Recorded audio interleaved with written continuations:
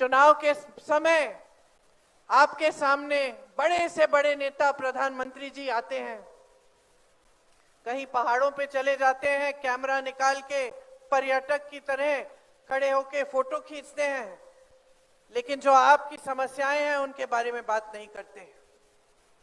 भगवान का नाम लेते हैं तो वोटों के लिए, आपसे कहते हैं कि भगवान के नाम से वोट दीजिए, लेकिन भगवान का काम कोई नहीं कर रहा है।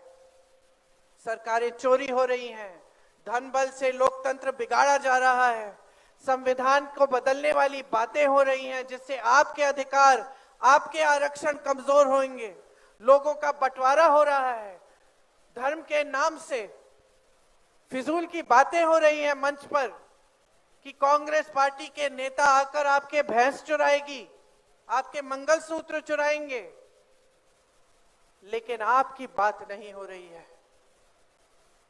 तो जो इनकी सच्चाई है वो स्पष्ट है। अब आपकी जागरूकता पर निर्भर है कि आप इस सच्चाई को देख पा रहे हैं कि नहीं, क्योंकि टीवी आपको कुछ और दिखा रहा है। आपको टीवी पे, सारे चैनलों पे यही दिखता है कि मोदी जी जैसे नेता कभी हुए नहीं है इस देश में, कि भाजपा जैसी ईमानदार पार्टी है ही नहीं इस देश में।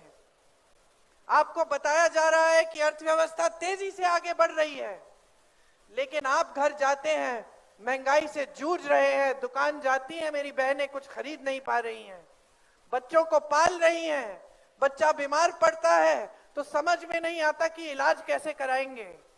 महंगाई इतनी हो गई है कि सिलेंडर का दाम छोड़िए, हर चीज का दाम इतना बढ़ चुका है कि सामना करना मुश्किल है।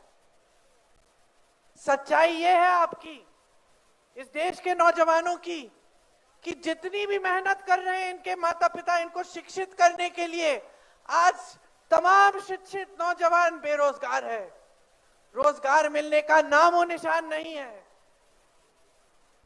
सरकारी पद खाली पड़े हैं, 30 लाख, 70 करोड़ नौजवान इस देश में बेरोजगार हैं, और टीवी आपको दिखा रहा है कि सब खुशहाल है, किसान भी खुश है, नौजवान भी खुश है, महिलाओं के लिए जाने क्या क्या किया है, और सब खुशहाली फैल रही है देश में। लेकिन ये सच्चाई नहीं है। सच्चाई वो है जो आप जी रहे हैं, जो आप देख रहे हैं। सच्चाई इनकी ये है जो 2 सालों से आपने स्पष्ट तरह से हिमाचल प्रदेश में देखी है। नौजवानों को रोजगार देने के बजाय अग्निवीर का तोहफा देते हैं, जिससे जवान जाएगा सरहद पे, लड़ेगा इस देश के लिए, 4 साल बाद वापस आएगा, फिर से बेरोजगार रहेगा, फिर से नौकरी ढूंढने के लिए भटकेगा। यह है इनका तोहफा। और वो जवान, वो अग्निवीर अगर शहीद हो गया देश के लिए तो उसको शहीद का दर्जा भी नहीं मिलेगा, उसको, उसके परिवार को शहीद का पेंशन भी नहीं मिलेगा। यहां मुख्यमंत्री जी ने ओपीएस की बात की। ओपीएस लागू हुआ।